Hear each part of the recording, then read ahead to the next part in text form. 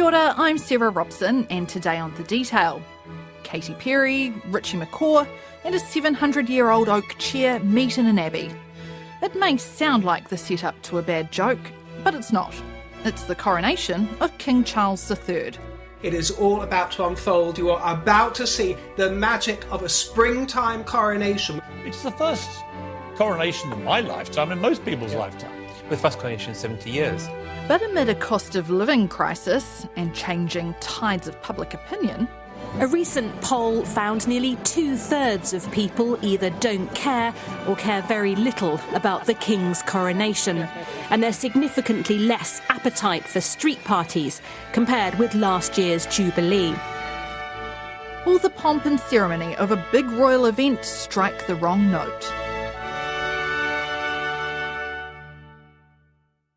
For the majority of us, this is going to be the first time we've actually seen a coronation, aside from those very grainy videos of Queen Elizabeth II's coronation.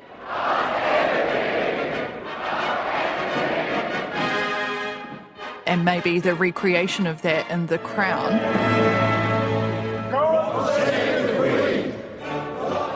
We might sort of think the royal family, they're just way over there on the other side of the world, but King Charles is actually our head of state. This is true, and it is a pretty monumental occasion. It's probably the biggest day of his life, really. This is Donna Fleming, royal correspondent for the New Zealand Women's Weekly. And there's talk about how it's being slimmed down, smaller than his mother's was, but it is still going to be a pretty monumental occasion. And it's an occasion steeped in history and traditions that date back 1,000 years or so. And sometimes it hasn't all gone to plan. So Charles is actually the 40th monarch who is being crowned at Westminster Abbey. The first was William the Conqueror. That was back in 1066. That was Christmas Day. And that all turned to custard a bit because the crowd inside got all excited and were cheering the king, and the soldiers outside thought there was an assassination attempt and got a bit carried away and set fire to the houses around the abbey. Oh, so that was all a bit of a disaster. There have been a variety of things that have gone wrong. Queen Victoria didn't have a rehearsal for her coronation. She got up and left at one stage thinking things were over, and they weren't, so she had to go back to her seat. When Edward VII, who was her son, when he was crowned, there were more mistakes. The Archbishop of Canterbury was pretty much blind, and he misread the prayers and said the wrong thing, almost dropped the crown, and then he put it on the king's head the wrong way round. George II, back in 1727, his wife wore a dress that was encrusted with jewels, and it was so heavy that when she knelt down to pray, she couldn't get back up again. Oh, God. So they had a pulley system attached to her skirt, so it pulled her up after she'd finished praying because the jewels were so heavy. Wow, So and all of this in the age before social media, it would go viral in an instant. It absolutely would. Could you imagine it? Yeah. So I'm hoping Charles's ceremony goes off without a hitch. The Queen's did. She put a lot of effort into rehearsing beforehand, though. She was pretty determined to do it all right. She used to wear the imperial state crown around Buckingham Palace to get used to the weight of it. So she'd be sitting there reading the newspaper and she'd have the crown on. Come the 6th of May, the day of King Charles' coronation, there will be 2,000 invited guests at Westminster Abbey, a mere fraction of the 8,000 at Queen Elizabeth's coronation in 1953. The actual guest list for the coronation is decided upon by the government because this is paid for by the British government. But, of course, they have been planning this very carefully with representatives from Buckingham Palace. The Duke of Norfolk is the Earl Marshal and he oversees everything. So obviously Charles has a list and he says, I would like people from these different fields to come, and the environment is a big thing, so there will be representatives from that.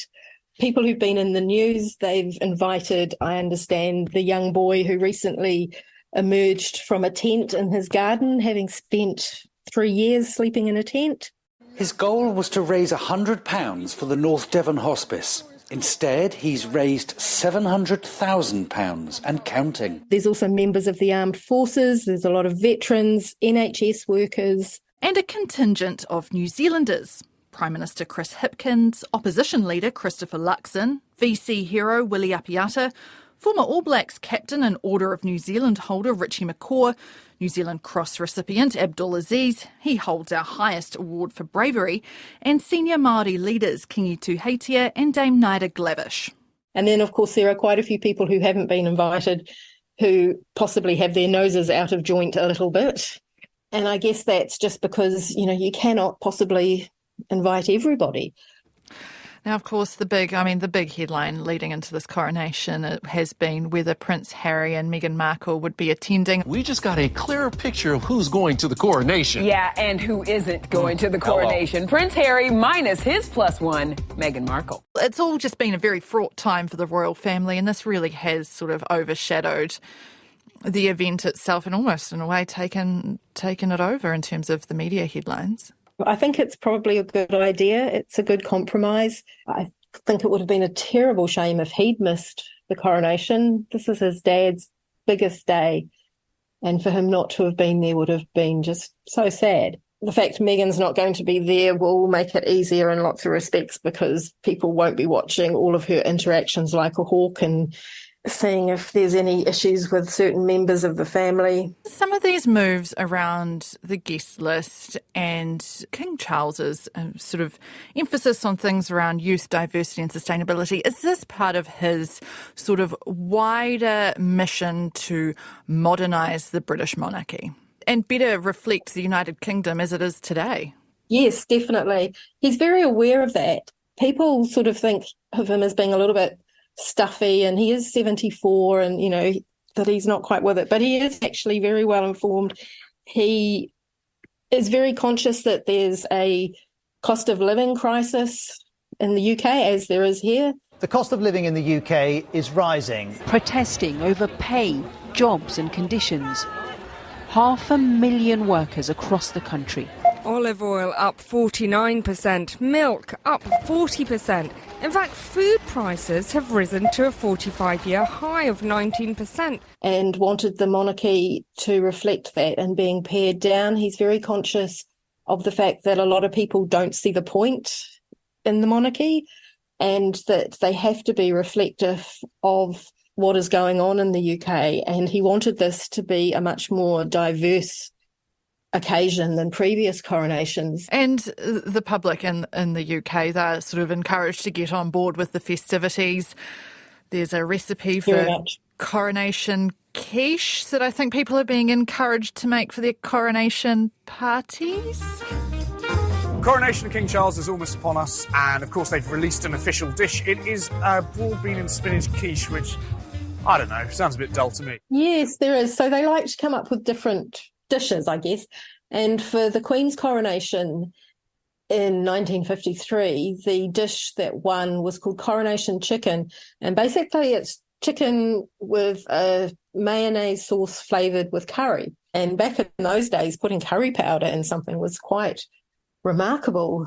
So this recipe is the quiche that they've chosen from a number of recipes that were submitted. When you first read the recipe, you're a bit maybe underwhelmed, I suppose, aren't you? It's not really much to it, and you think, is it going to be worth it? But actually, it's actually very nice. Yeah. And there's going to be something called the Big Lunch, which we hope the whole nation will get involved with, and that there'll be street parties and picnics and everything going on between the 6th and the 8th. The idea is to bring communities together over the coronation.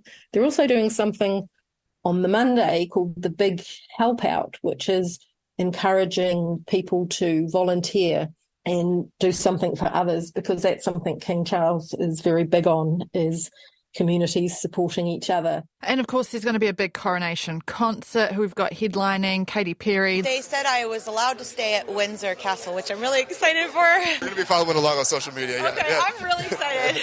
Thank you. I might be posting a lot because I'm going to be in a castle for real. This is wild. Lionel Richie. Andrea Bocelli, 3/5 of Take That. Robbie Williams won't be there. Nor will Ed Sheeran or Harry Styles. They were all reportedly too busy. There's going to be a choir made up of people from all over the country, so different community groups, different ethnic groups.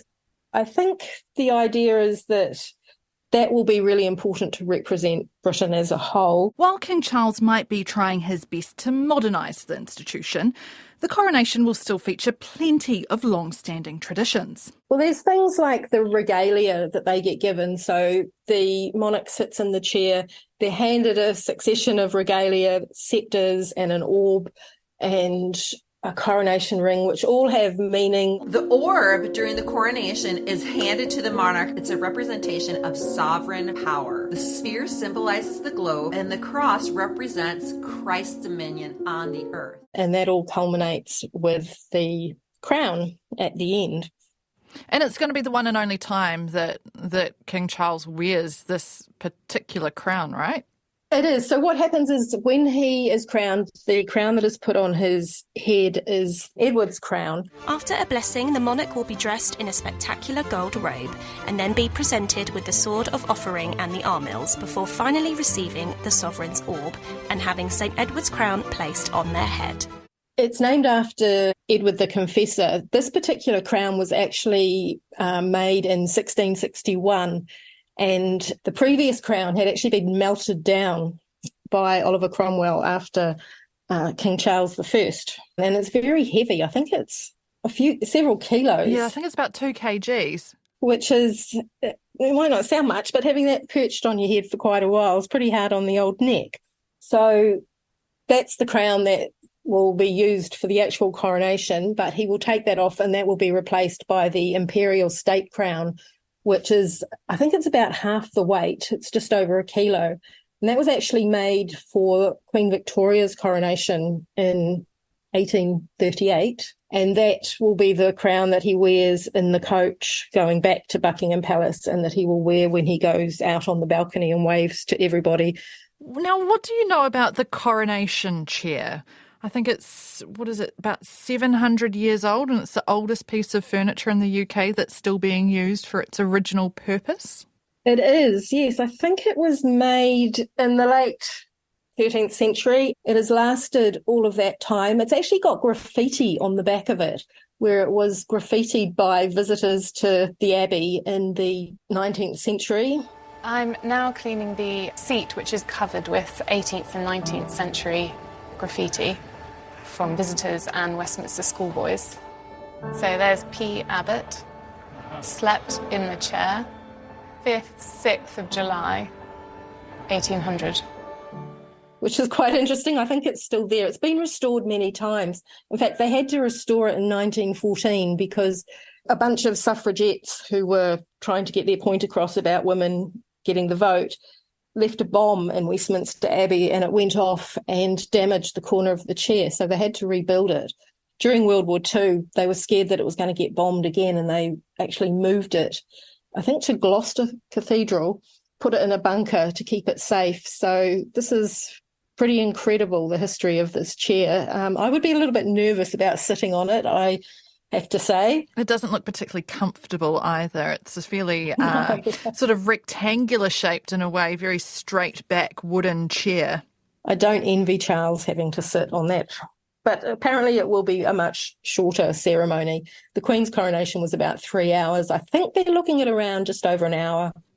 I mean, why is that? Is this again King Charles looking to modernise, break with some of those traditions, put his own sort of stamp on what a coronation would be in the modern world? I think so. I think he's realising that, yes, everyone likes to see the pomp and ceremony, but they don't want to be overwhelmed by it all, that they will just do what's necessary. The other thing is the longer it takes, the higher the costs. So things like security, the security bill for the coronation is going to be huge. So if they can cut it down time-wise, obviously the bill to pay for all the police and other security is not going to be as high. And it's just modernising it. You know, people these days, we have short attention spans. So people aren't going to want to sit through 3 hours of a very long-winded ceremony. Can you talk me through maybe some of the traditions that Charles is breaking with or putting aside this time around? I mean, some of the things he's already done is he's said to the peers who are attending, the Lords of the Realm, that they don't have to wear coronation robes. So normally they turn up in all their finery and it's a big palaver, really. I think I'd read one story perhaps on the BBC that he's expected to wear a military uniform rather than the stockings and breeches that we might be familiar with from some of the paintings of former kings. It's a bit hard to know. There's been a lot of debate about that, whether he will wear a uniform or whether he will just wear a suit. I would imagine he would wear a uniform because he does have a history in the military, and I think he would want to depict that. And whenever you see him at special occasions, he's wearing a uniform, but he will still wear the ancient robes that are part of the whole ceremony. The gold state coach. Now, this is only wheeled out for a coronation. Sounds like it's pretty uncomfortable. So they're making some changes there too. They are. So for the Queen's coronation and other coronations, I think the gold state coach dates back to 1761. The Queen set out for Westminster Abbey in the gold state coach. It weighs nearly 4 tons. Horrible. It's not meant for travelling in at all. I mean, it's just not, it's only sprung on leather. So it rocks around a lot. It's not very comfortable. It can only go at a walking pace. The horses couldn't possibly go any faster.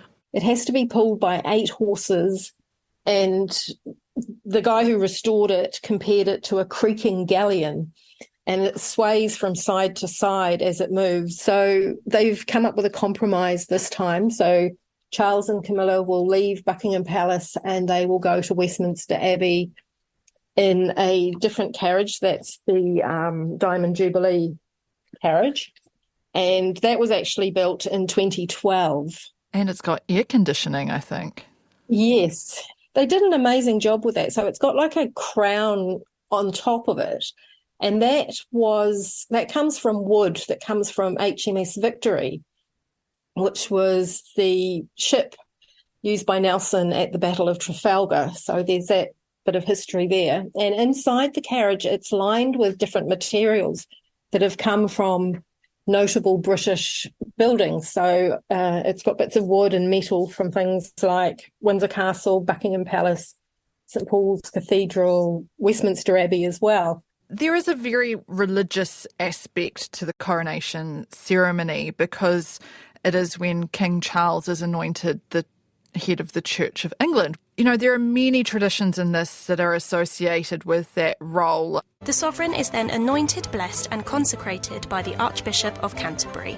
The king will remove his crimson robe and sit in King Edward's chair, and the Archbishop will use an eagle-shaped ampulla to anoint him in the form of a cross. Yeah, it is a very religious ceremony, and the Queen was actually very deeply religious, which is why she wanted the ceremony to reflect that side of her. And I think Charles wants to reflect that, well, things have changed in the 70 years since his mother's coronation, and Britain is now, and the Commonwealth is now, a much more diverse place.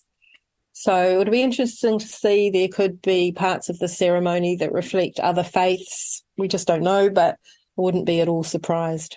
Let's talk about some of those factors that are at play in the UK and I guess the world at large around declining support of the monarchy, the UK's cost of living crisis, much the same as ours, if not kind of worse. How is that sort of affecting how people see the coronation, how they're anticipating it, what it's actually going to look like come May the 6th? Yeah, there is a fine line between doing the traditions, the pomp and circumstance that the UK is known for, and overdoing it. There are a lot of people who think it's not a good idea because this is taxpayer funded, the coronation being a state occasion. If they didn't do it properly, people would get upset and say, well, that's not what we're known for. We're known for, you know, the carriages and the procession and the pomp of it all. So they have to do that side of things. But apparently they have decided that if they're going to do it, they are mindful of ensuring that there's value for the taxpayer, according to one of the cabinet ministers who's responsible for this. And they've said that, it's right that we celebrate this moment in the life of our nation in the appropriate fashion and in a way that the nation can come together. So they're hoping that, because it's in the UK, as everywhere, it's been a tough 3 years with the pandemic and the financial crisis that's resulted. So basically they want to do it properly, and they've said we don't want to scrimp and scrape because it wouldn't look good. It's got to be appropriate, but we don't want to go over the top. So they're talking about it costing, there are just estimates at the moment, but it could cost around £100 million, which is just short of $200 million. A lot of that will be the security bill. But the other thing that it's also going to cost money is they're giving the country a public holiday. So Monday is what's known as a bank holiday. A few people have had a grumble about that, but then they've also pointed out that, it's going to bring in a huge amount of money in tourism. They're looking at over £1 billion, nearly $2 billion in tourism. And also the television rights will fetch quite a lot of money because it's going to be beamed around the world. So hopefully that will put a little bit more cash back into the taxpayer's purse. People won't be so upset about the money that's going to be spent on this. Does King Charles even need to have a coronation? He was made king when his mother died. I mean, what do you think? Technically, no, he doesn't. He doesn't actually officially need to have a coronation.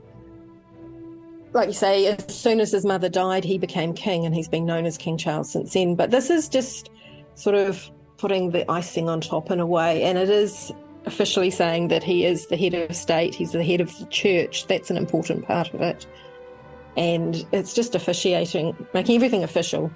So it is important in that respect. But technically, no, he doesn't actually need to be crowned. And, for example, King Edward VIII didn't have a coronation, but he was still known as King Edward VIII for, I think it was 11 months that he was king until he abdicated.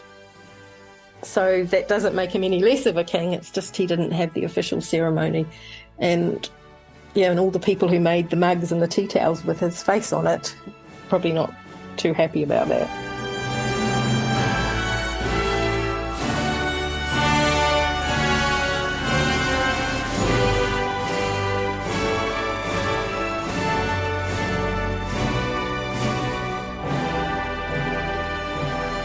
That's it for today. I'm Sarah Robson. The Detail is supported by the Public Interest Journalism Fund.